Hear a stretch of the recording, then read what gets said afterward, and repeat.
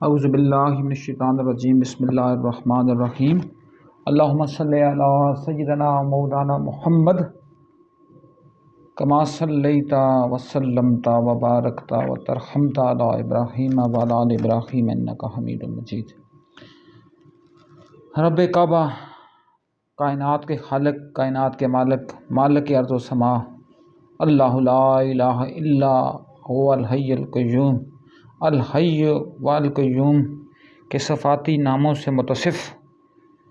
رب کعبہ کا لاکھ لاکھ شکر کہ اس نے ایک اور دن اپنے حبیب صلی اللہ علیہ وآلہ وسلم کے کرم نوازیوں کے سائے تلے گزارا، اور رات کی پدا ہونا چاہ رہی ہے تو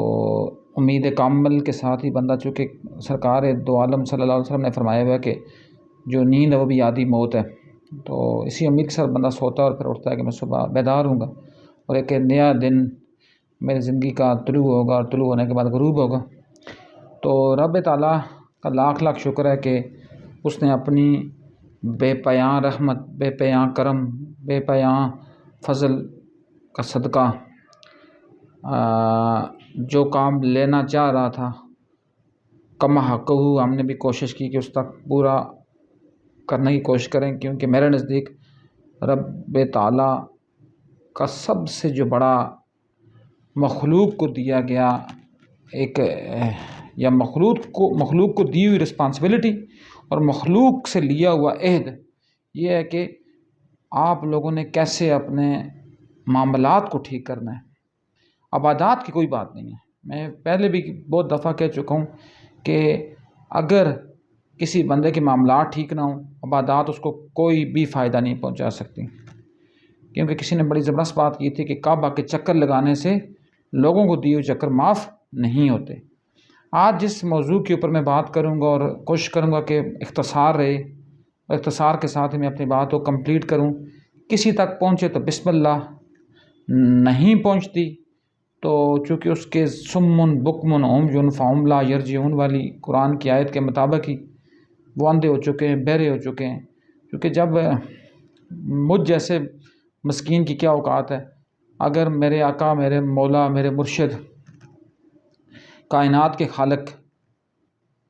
کے عظیم ترین بندے محمد مصطفیٰ صلی اللہ علیہ وآلہ وسلم کے عظیم الشان، عظیم المرتبت نواسے حسین کو اگر ماننے والے 72 تھے، جبکہ دوسری طرف باطل کے سرغنہ نمرود و فرعون کے پیش رو، نمرود و فرعون کے، اس کو میں پیش رو بھی کہوں گا، اور اس کو میں مستقبل میں آنے والے ان فرعونوں اور نمرودوں کو بھی اس میں منضبط کر کے سب کو میں ایک ہی لڑی میں پرو کر آل کی بات کروں گا کہ آل والوں کا امام، ماضی والوں کا ان کی فٹ سٹنگ کے اوپر چلنے والا کردار یزید، جس کے ساتھ اگر میں مبالغہ آرائی نہ ہو جائے تو پھر بھی کروڑوں کے ساتھ اس کے ساتھ چلنے والے جو لوگ تھے، ان کا بھی مدعا اور مطمع نظر یہی تھا کہ لوگوں کو عبادات کے اوپر لگا دو۔ تمام دیکھیں، نمرود سے لے کر فرعون سے ہوتے ہوئے یزید تک، میں نے صرف 3 کرداروں کی بات کی ہے، نمرود، فرعون اور یزید۔ ان تینوں کے مقابلے میں جو 3 بندے نکلے، ابراہیم، موسیٰ اور حسین، یہ تاریخ کے 3 کردار نہیں، تاریخ کے 3 دارے ہیں۔ ان 3 داروں کے مقابلے میں جو باطل آیا، مطلب نمرود کی شکل میں، فرعون کی شکل میں اور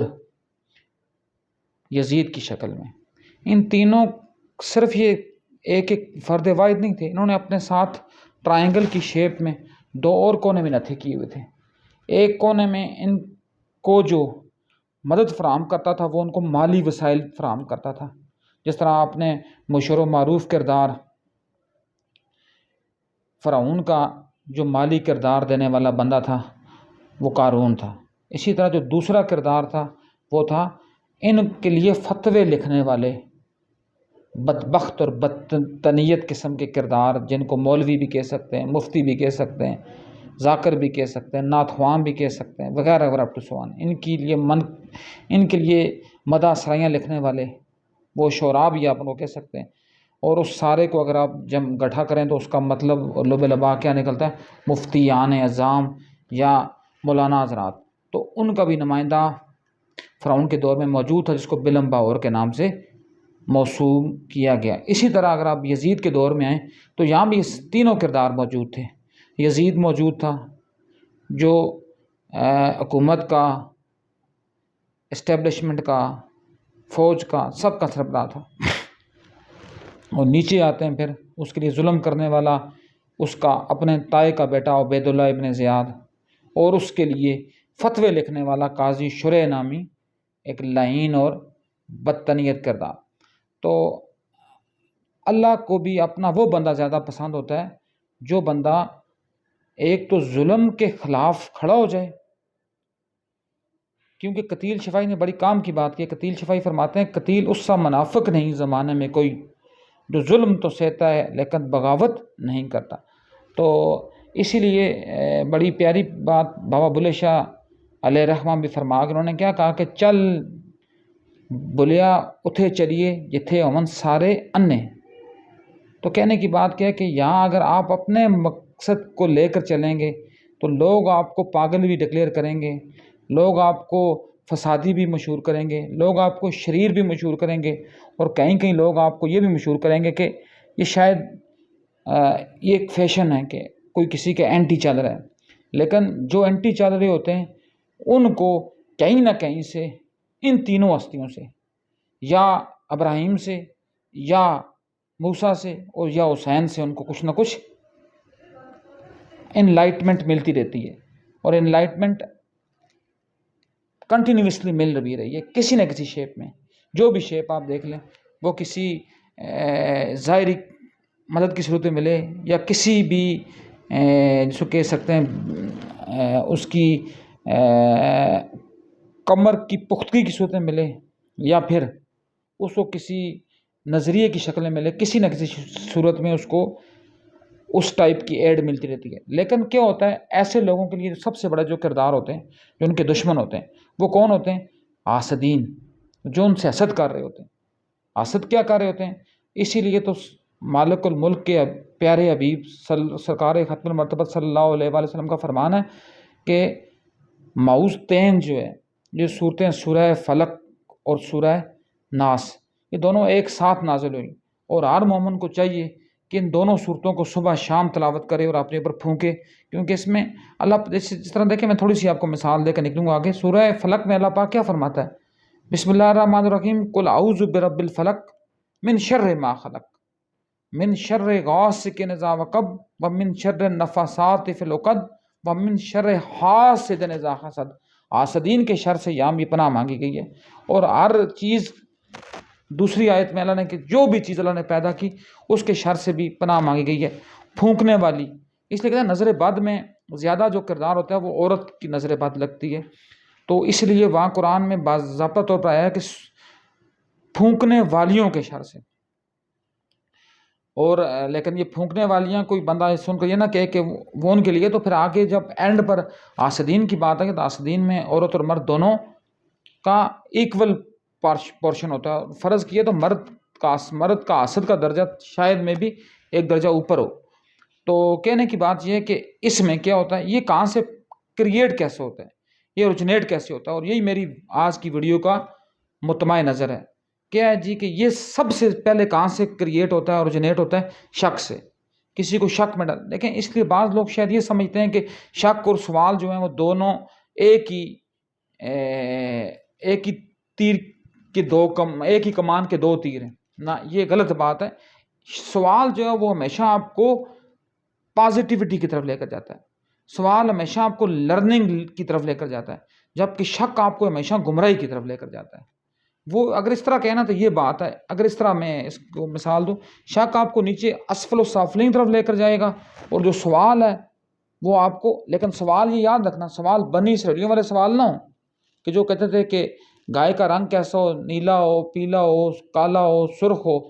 سوال کے ہو پازیٹیو گیسچر کا سوال ہو تو وہ آپ کو لازماً علیین کی طرف لے کر جائے گا، اور جو آپ کو شک ہوگا وہ آپ کو اسفل السافلین کی طرف لے کر جائے گا. اس لیے کہتے ہیں نا،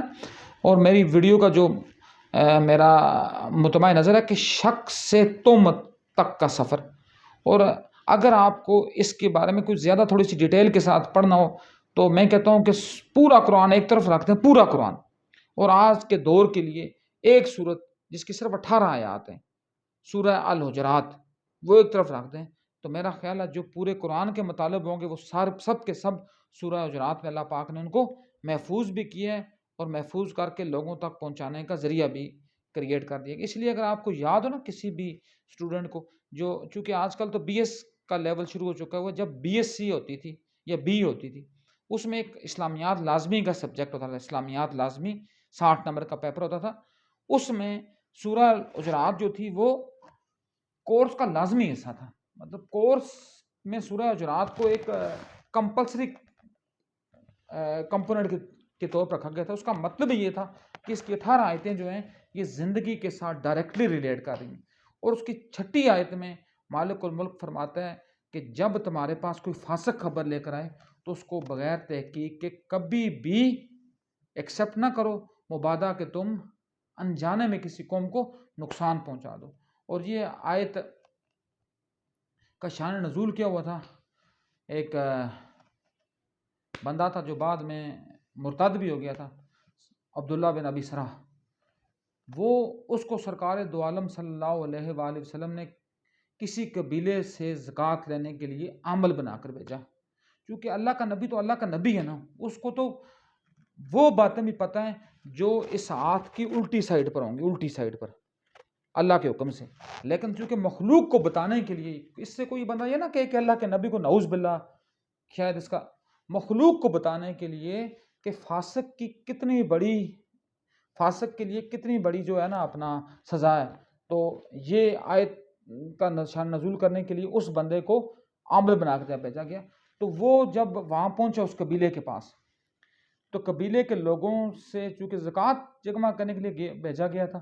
تو جو وہ قبیلہ چونکہ بڑا جنگجو قبیلہ تھا، اس نے پہلے ہی جانے کے بغیر ہی اپنے طور پر ایک فیصلہ کر دیا کہ شاید کیا پتہ یہ مجھے سزا نہ دے دیں. کیونکہ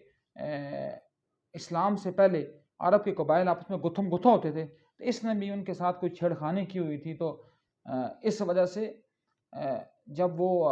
بغیر کسی تحقیق کے وہاں جانے کے بغیر ہی واپس آ گیا، اور واپس آ کر سرکار کی بارگاہ میں یہ اعلان عام کرتا ہے کہ ان لوگوں نے مجھے زکوٰۃ دینے سے انکار کر دیا. اس پر مالک الملک نے محمد مصطفیٰ صلی اللہ علیہ وآلہ وسلم نے اپنے منظور نظر، اپنے گفٹڈ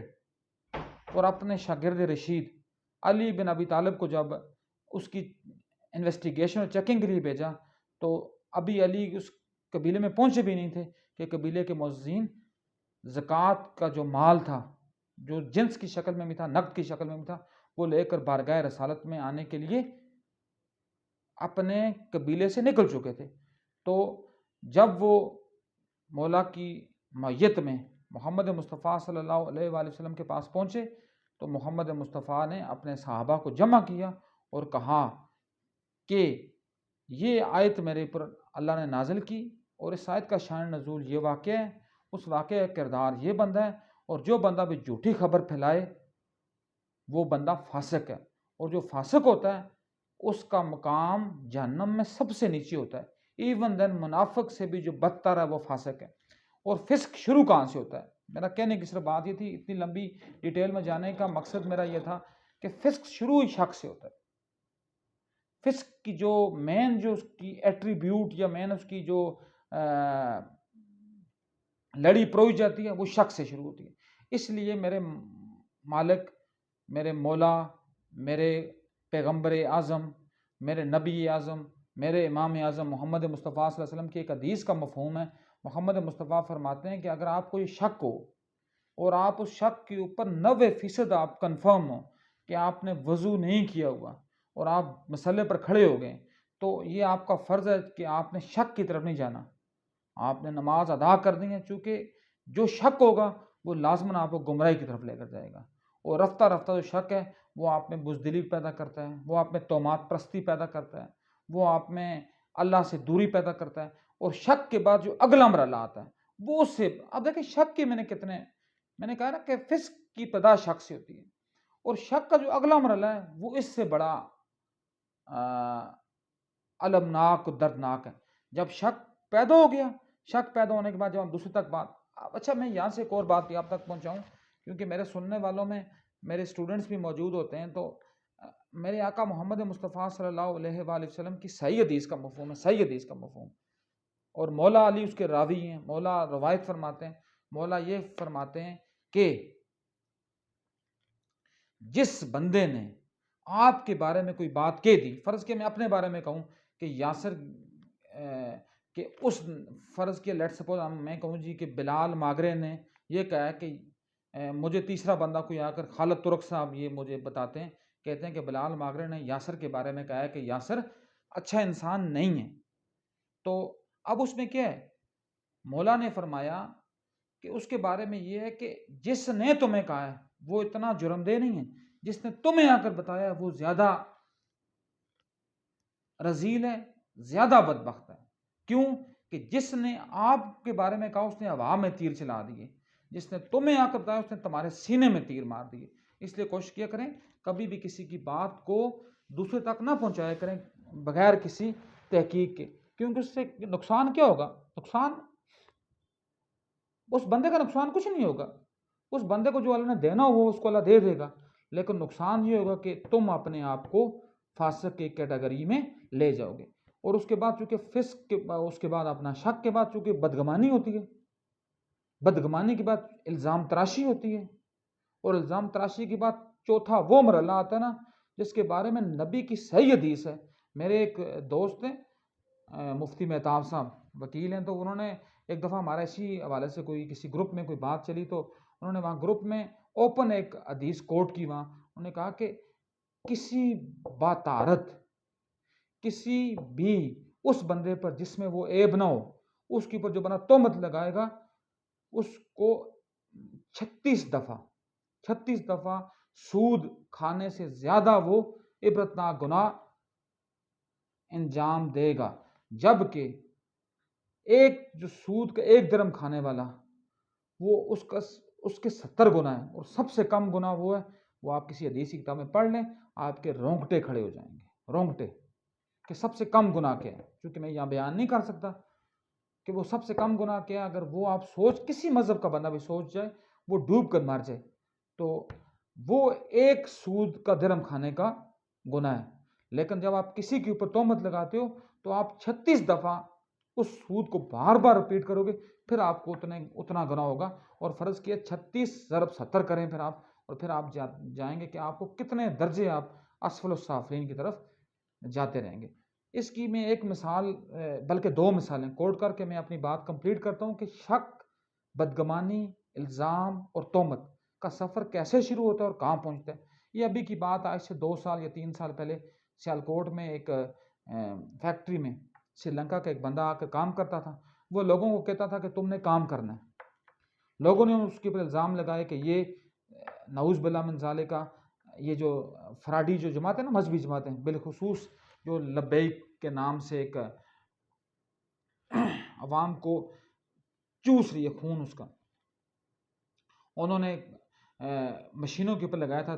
سٹیکر لبیک یا رسول اللہ. اب رسول اللہ تو وہ ہے نا جو گھاس کو مسلنے سے بھی منع فرماتے ہیں. رسول اللہ تو وہ ہیں جن کے اوپر ایک بوڑھی عورت کچرا پھینکتی تھی، اور جب وہ بیمار ہوئی تو اس کی خدمت، اس کی تیمارداری کے لیے کوئی بھی موجود نہیں تھا. میرا آقا محمد مصطفیٰ اس کی تیمارداری کرتا رہا جب تک وہ عورت ٹھیک نہ ہوگی. اور جب وہ عورت، اس کو پتہ چلا کہ یہ وہی بنس کے اوپر میں پھینکتی تھی کوڑا، تو وہ روتی ہوئی سرکار کے قدموں میں گری اور گر کے اس نے معافی مانگی، اور پہلے کلمہ پڑھا اور پھر وہ سرکار کے قدموں سے اوپر اٹھی. تو کہنے کی بات کیا ہے، جس بات پر میں آپ کو لانا چاہ رہا تھا اور لانے لگا ہوں، اب کیا ہوا جی کہ وہاں اس بندے کے اوپر انہوں نے شک کی کسی بندے نے پلان بنایا ہوگا. مکروہ لوگ بھی تو موجود ہوتے ہیں، لیکن بہت زیادہ لوگ ایسے ہوئے ہوں گے جو انجانے میں اس ناکردہ گناہ کا شکار ہوئے. اور وہ اتنا ناکردہ گناہ ہوا ہے کہ میں کہتا ہوں پوری امت مسلمہ کے ماتھے کے اوپر وہ کلنک کا ٹیکا ہے کہ ایک بندہ آپ کو یہ بھی کہہ رہا ہے، آپ اس کو گھسیٹ کر نیچے لا رہے ہو، وہ کہتا ہے میں کلمہ پڑھ رہا ہوں، وہ کہتا ہے میں مسلمان ہو گیا ہوں، وہ کہتا ہے میں نوکری چھوڑ رہا ہوں، وہ کہتا ہے تم سب ٹھیک ہو میں غلط ہوں. لیکن نہیں، پورا جم گٹھا بلوا جمع ہوا. بلوے نے اس کو مارا، اس کو اتنا شدید مارا کہ اس کا جو سانس ہے وہ، جس کو کہتے ہیں نا کہ اپنا سسکتے چوراہے پر وہ نکلی، اور نکلنے کے بعد بھی، جان کے بعد بھی اس کو بخشا نہیں، بلکہ اس کو کیا کیا، اس کو نیم زندہ جلایا گیا. اور جلانے کے بعد اس کی لاش کو ککیں ماری گئیں. اس کی جو لاش کا جو سکلٹن بھی چونکہ جل جاتا ہے، لیکن اس کی لاش کا جو راکھ بچتی ہے، اس راکھ کے ساتھ انہوں نے اس کی بھی انہوں نے بے حرمتی کی. تو بات کیا چلی کہ اس بلوے میں جتنے لوگ تھے ان میں بعض لوگ ایسے ہوئے ہوں گے کہ جن کا شاید اس طرح ڈائریکٹلی قصور نہیں ہوا ہوگا، لیکن کیا انہوں نے بغیر تحقیق کے بات کو لیا، اور لینے کے بعد وہ اس تک پہنچے، اور اتنا بڑا ان سے جرم سرزد ہو گیا کہ اب ان کے لیے معافی کی کوئی گنجائش نہیں ہے. بے شک وہ کعبے کے غلافوں سے لپٹے رہیں، کیونکہ جب تک وہ بندہ وہ پریان تھا ان کو معاف نہیں کرے گا، تب تک ان کے لیے اللہ کی بارگاہ سے کوئی معافی نہیں ہے. اب دوسرے کے واقعے پر جاتے ہیں. 2011 میں یہ گورنمنٹ کالج یونیورسٹی لاہور جو ہے، یہاں کے ایک پروفیسر صاحب تھے، ان کے اوپر ان کی فیمیل کولیگ نے الزام لگایا. میں پھر کہتا ہوں الزام کہاں سے شروع ہوتا ہے؟ الزام تیسرا درجہ آ جاتا ہے. اسی شخص سے بدگمانی سے اور پھر الزام لگایا. شک اور بدگمانی حسد سے بھی ہو سکتی ہے کہ ڈیو ٹو سم ریزن اس بندے نے میرے ساتھ کوئی مس بیہیو کیا ہے، اور چونکہ ایک اپنا عورت بل اور عورت کارڈ کے نام سے ایک کھیلا گیا، پورا ایک منصوبہ بازی کی گئی. جب اس منصوبہ بازی میں اس کو ٹریپ کیا گیا اس بندے کو، تو وہ بندہ اس کو کیا کیا گیا کہ اس کو 6 ماہ کے لیے نوکری سے سسپینڈ کیا گیا، اور کہا کہ تم 6 ماہ کے اندر تمہاری انکوائری ہوگی، انکوائری کے بعد اگر تم ٹھیک ہوئے تو تم اپنی پوسٹ پر بحال ہو جاؤ گے، ورنہ you are restricted from your entire service. تو جب وہ گھر پہنچا تو چونکہ واقعہ مشہور ہو چکا تھا، چونکہ آج کل سب سے بڑی جو لعنت ہے نا وہ سوشل میڈیا کی لعنت ہے. 2 کے بندے، 2 کے، میں تو کہتا ہوں 1 ٹکا بھی نہیں، 2 ٹکے تو نہیں، 1 ٹکا، اور 1 ٹکے کو اگر آدھا کر دیں، آدھے ٹکے کا ہی بندہ کوئی نہیں. چونکہ آج کل ٹکے کی ویلیو بھی اتنی ہو چکی ہے کہ جو 1 ٹکا ہے وہ پاکستانی 3 روپوں میں کے برابر تلتا ہے. تو آج تو ہم چلو ٹکے کی بات، ٹکے کی توہین ہو جائے گی، میں کہوں کہ ہم پھوٹی کوڑی بھی، جو کہتے ہیں نا کہ ایک اگر اس کی، چونکہ پھر ایک لمبی ڈیٹیل آ جائے گی کہ روپے ہے، روپے سے نیچے پیسہ ہے، پیسے سے روپے ہے، روپے سے نیچے آنا ہے، آنے سے نیچے پیسہ ہے، پیسے سے نیچے دمڑی کوڑی، پھوٹی کوڑی، اب تو سوان آگے جب جاتے ہیں تو پھوٹی کوڑی، 2 پھوٹی کوڑی کا بھی وہ بندہ نہیں ہوتے جنہوں نے موبائل ہاتھ میں پکڑے ہوتے ہیں، وہاں لوگوں کی ویڈیوز اور آڈیوز بنا رہے ہوتے ہیں اور ان کو سوشل میڈیا پر چڑھا رہے ہوتے ہیں. یہ نہیں پتہ ہوتا کہ اس کا مجھے تو شاید 2 روپے مل جائیں، میں تو شاید ویڈیو ہٹ ہو جائے، لیکن جس بندے کے ساتھ یہ کام ہو رہا ہے اگر اس میں یہ بات نہ ہوئی تو میں کہاں جاؤں گا. تو پھر وہی بات پر آتے ہیں. تو پھر وہ کیا ہوا جی کہ اس بندے کے ساتھ جب وہ گھر پہنچا، وہ پروفیسر صاحب جب وہ گھر پہنچے تو پہنچنے کے بعد اس کی بیوی نے بھی اس سے ڈائیورس لے لی، اس کی بچیاں لے کر وہ اپنے بھاگ گئی. اس کے رشتہ دار اس سے منہ موڑنے لگ گئے، وہ یونیورسٹی میں آتا اور اس کے کولیگ اس سے منہ موڑنے لگ گئے، کوئی اس کی بات پر یقین نہیں کر رہا تھا. جب 6 مہینے کمپلیٹ ہوئے، فری اینڈ فیئر جب انویسٹیگیشن ہوئی، تو وہ بندہ باعزت بری ہوا. اس کے اوپر ایک، جس کو کہتے ہیں نا، ایک دہلے کی بھی اس کے اوپر کوئی بھی کرپشن کسی بھی ٹائپ کی، جسمانی، مالی، روحانی، کوئی بھی ثابت نہیں ہوئی. لیکن ہوا کیا، لیکن اس 6 ماہ کے اندر پہلے تو وہ لوگوں کے در پر جاتا رہا کہ مجھ سے کوئی قصور نہیں ہوا، لیکن ایٹ دا اینڈ کیا ہوا، اس نے اپنے گاڑی میں سے پٹرول نکالا، اس کے اپنے اوپر چھڑکا اور اپنے جیب سے ماچس کی ڈبیاں نکالی، اپنے اوپر آگ لگائی اور وہ مر گیا. لیکن جب وہ مر گیا، مرنے کے بعد اس کو ان لوگوں نے اس کو کہا کہ یہ جو بندہ تھا یہ تو بے قصور بندہ تھا، لیکن اب مجھے بتائیں کہ اس کے بے قصور ہونے کا فائدہ کیا؟ اب ایک بندہ تو اپنی جان دے گیا، اس کی فیملی تباہ ہو گئی، اس کی بچے تباہ ہو گئے، اس کی بیوی تباہ ہو گئی، اس کے ماں باپ، اس کے بہن بھائیوں کی زندگی کیسے جیرن بنی ہوگی. لیکن جس نے اس کے اوپر الزام لگایا تھا کیا اس کے بعد وہ اگر سونے کے ورقوں میں لپٹ کر کعبہ کے غلافوں سے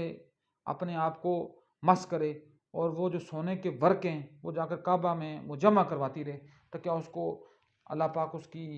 اس غلطی کی تلافی کرے گا؟ ہرگز نہیں، کیونکہ اللہ کا ایک نظام قدرت ہے، ایک نظام فطرت ہے، ایک نظام شریعت ہے۔ نظام شریعت میں تو معافی کی گنجائش ہے، لیکن نظام قدرت اور نظام فطرت میں معافی کی گنجائش ہرگز نہیں ہے۔ آج میں کل ایک واقعہ پڑھا تھا، بڑا زبردست واقعہ تھا کہ یہ جو لوگ ہوتے ہیں نا عادی، کسی گناہ کے عادی، مطلب فرض کیا کسی ایڈکشن کے عادی، فرض کیا چرس کے، شراب، کسی چیز کے عادی جب ہوں، تو اسلام نے کتنا بہترین اور سنہرا اصول کیا ہوا ہے۔ بہت لوگ کہتے ہیں کہ ان کو آپ کسی بھی سینٹر پر چھوڑ دیں، وہ لوگ مکمل طور پر صحت یاب نہیں ہوتے، لیکن اسلام کے نام پر قربان ہیں۔ اسلام نے کتنا بہترین دور دیا ہے کہ وہی مغربی سائنسدان جو قرآن کو صحیح معنوں میں پڑھ کے ریسرچ کرتے ہیں، ہماری طرح کے نہیں کہ الف لام میم سے والناس تک پڑھ دیا، ہمیں پتہ نہیں الف لام میم میں اللہ کیا کہہ رہا ہے، اور والناس اینڈ دیکھیں شروع ہوتا الف لام میم آل محمد سے، اور اینڈ ہوتا ہے لوگ کے اوپر، ناس کے اوپر، لیکن ہمیں نہیں پتہ کہ اس کے اندر اللہ کیا کہہ رہا ہے، اس کے اندر حکمت کیا ہے، اس کی کبریائی کیا ہے، اس کے کوڈ آف ایتھکس کیا ہیں، اس کی لرننگ پرنسپلز کیا ہیں۔ ہم صرف اور صرف اس کو بخشنے کے لیے رکھ لیا ہوتا ہے، لیکن انہی مغرب کے لوگوں نے اس کے اوپر ریسرچ کی، اور جو نئی تازہ ریسرچ ہے وہ یہ کہتی ہے کہ اگر آپ کسی اس طرح کے ایڈکشن مریض کو اس کی پیٹھ کے اوپر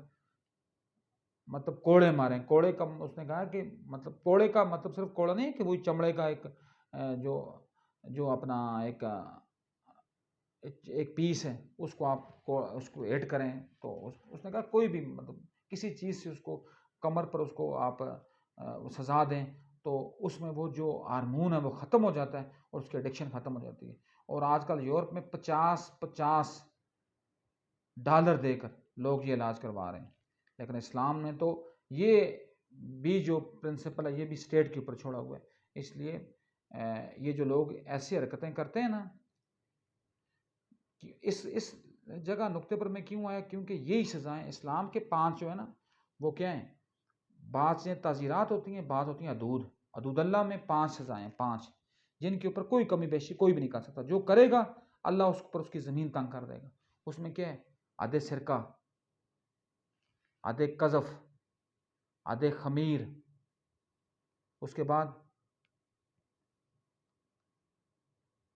بدفعلی کرنے کی عادت۔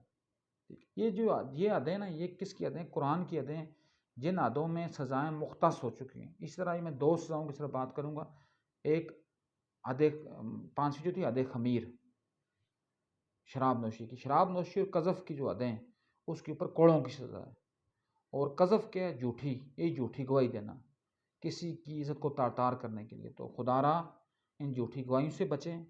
آج آپ عدالتوں میں جائیں، جو کہ ہمارا بھی روزمرہ کا معمول ہوتا ہے، عدالت میں آپ کو 200 روپے پر بھی گواہ مل جاتا ہے، 200 روپے، صرف 200 روپے کے اوپر۔ تو آپ مجھے بتائیں، ہم مسلمان ہیں، ہم کدھر جا رہے ہیں؟ ہم لوگوں کی عزتوں کو کیسے تار کر رہے ہیں؟ اور وہ ہم سفر شروع کرتے ہیں شک سے، اور اس کو لیتے ہوئے بدگمانی پر، بدگمانی سے لیتے ہوئے الزام پر، اور الزام سے لیتے ہوئے ہم پھر تہمت پر آتے ہیں، اور پھر تہمت سے بڑا گناہ روئے زمین پر اور کوئی بھی نہیں ہے۔ اللہ پاک ہمیں ہر گناہ سے بچنے کی توفیق دے، بالخصوص کسی بندے پر تہمت لگانے سے ہمیں محفوظ فرمائے، کیونکہ اس کی کوئی بخشش نہیں ہے، کوئی بھی بخشش نہیں ہے۔ آپ 1000 نفل روزے رکھ لیں، لیکن جس کی آپ نے دل آزاری کی ہوگی، جس کے اوپر آپ نے تہمت باندھی ہوگی، جب تک وہ آپ کو معاف نہیں کرے گا تب تک آپ کے لیے کوئی معافی نہیں ہے۔ اللہ پاک ہمیں اس گناہ کبیرہ سے بچنے کی توفیق اور ہمت دے، اور پھر اس کے اوپر استقامت بخشے۔ وما علینا الا البلاغ المبین۔